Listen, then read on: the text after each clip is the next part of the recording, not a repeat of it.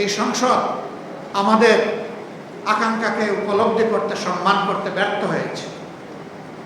আমরা তাই বলেছি, এই সংসদ মানুক আর না মানুক, গণভোটের রায় আমরা বাস্তবায়ন করব, আদায় করে ছাড়ব।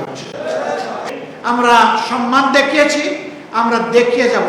এই সংসদ মানুক আর না মানুক, গণভোটের রায় আমরা বাস্তবায়ন করব, আদায় করে ছাড়ব। অতীতের রেকর্ড এই বাংলাদেশে আছে। কেয়ারটেকার সহজে আসে নাই। ওই রকমই আমাদের আনা বিল ফেলে দেওয়া হয়েছিল। আমরা বলেছিলাম, চেয়েছিলাম সংসদে প্রতিকার, দিয়ে দিলেন আমাদেরকে জনগণের কাছে ফিরিয়ে। আমরা জনগণকে নিয়েই দাবি আদায় করব এবং দাবি আদায় করেছি। এবারও আমরা চেয়েছিলাম সংসদের ভিতরে ইতিবাচক গঠনমূলক বিতর্কের মধ্য দিয়ে তার অবসান হোক, জনগণের আকাঙ্ক্ষার প্রতিফলন হোক।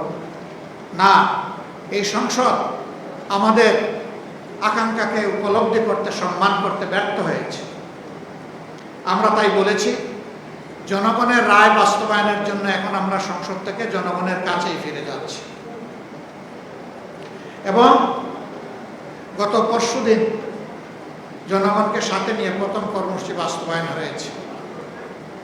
এটা শুরু। এর ভিতর দিয়ে ইনশাআল্লাহ যে আন্দোলন গড়ে উঠবে, এটা কোনো দল, ব্যক্তি, গোষ্ঠীর জন্য হবে না, এটা হবে 18 কোটি মানুষের জন্য। অন্ধকার সাদা ছড়িটি বারবার হারায়।